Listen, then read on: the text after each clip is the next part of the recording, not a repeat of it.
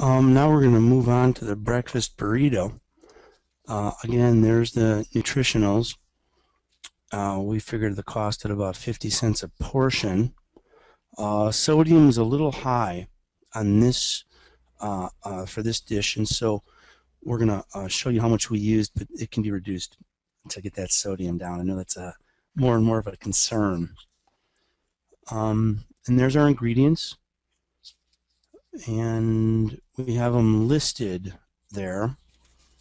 And again, Jerry, what can we substitute for these ingredients with commodity food?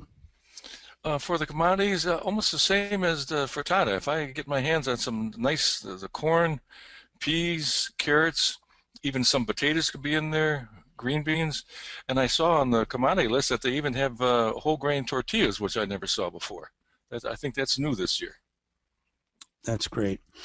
And while I'm cracking eggs and mixing milk in, what did we do with those tortillas? Well, the tortillas, I've always seen they either come two ways. They'll come in plastic wrap, or they'll be wrapped in parchment paper. And the nice thing with the Climate IQ is we can just put them right in there on a tray. Don't take them out, and just leave them alone for 15-20 minutes. And when you're ready, you come back in the 20 minutes and just take them out, and they're heated right as they are. That's great. That Climate IQ goes up to 190 degrees and holds water. So it has a separate moisture setting, so it's really easy to hold food warm in it. So I'm mixing eggs and milk in a bowl, and in a separate hotel pan, what I decided to do was mix all the vegetables with a little bit of the butter, but again, you can use canola oil or whatever you have. And I'm popping that into the retherm oven that, again, goes up to 350 degrees. So instead of sauteing that on the stove top, Jerry, why would I cook that in the retherm? Why wouldn't I just cook that on the stove top? Well, if you do it on top of the stove, which you certainly can, but then I've tied myself up for 15 minutes where I have to be stirring the vegetables and make sure I don't burn them. If I put them in the retherm at 350, they're cooking nice by themselves. There's moisture in there. You're not drying it out, and I can do something else for 15-20 minutes and then come back to it. That's great. So I'm taking them out of the retherm. They're done. Mixing the eggs and milk mixture into the veggies, throwing in the salt and pepper and the cheese, and popping that back in the retherm to cook the burrito filling. And then what I would do is I would hold that warm in the Climate IQ with the tortillas that I already put in there. And when it's time to make burritos, I would pull the tortillas out and work on my cutting board and make a few at a time. Depending on how big your cafeteria was, I would try to not make them all at once if I had the manpower. And there I am rolling a burrito and plating it up, trying to make the food look as good as we can. That's a little sour cream and scallion, just so it's attractive to the kids. Greg, we have a question about the first two recipes. I don't know if I have the labor to chop vegetables for things like frittata or breakfast burrito. How can I still make these dishes?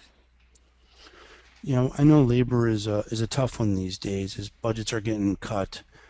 There's a few ways to go on this. One is to buy those vegetables already chopped up, and a lot of people are already doing that now, Colleen, and they come, the commodities will send those to you frozen or canned. What I would do is I would sit with my vendor and explain to my vendor that I'd really like to get some local food into your cafeterias and that you'd prefer local chopped frozen vegetables rather than just chopped vegetables. So you can buy it already done. Another thing I've done is I've put together a team of parent volunteers. I know there's some hurdles to jump with this. There's an insurance issue. There's, do you really want a parent in your cafeteria? But the parents are becoming more and more vocal with what they want. And so I've asked parents to put their hands where their mouth is, come to the cafeteria after hours, right after the lunch rush is over and chop vegetables for an hour. And I was always surprised at how many parents wanted to come and help us in the cafeteria. Thanks. We have another question about the tortillas. What plant does a tortilla come from? What plant? Oh, you mean like the wheat or flour? Well, there's two main kinds of tortilla. Go ahead, Jerry. You want to? Yeah, there's two kinds of main kinds of tortillas out there. There's corn tortillas and flour tortillas. So the ones that we had in our example were flour tortillas.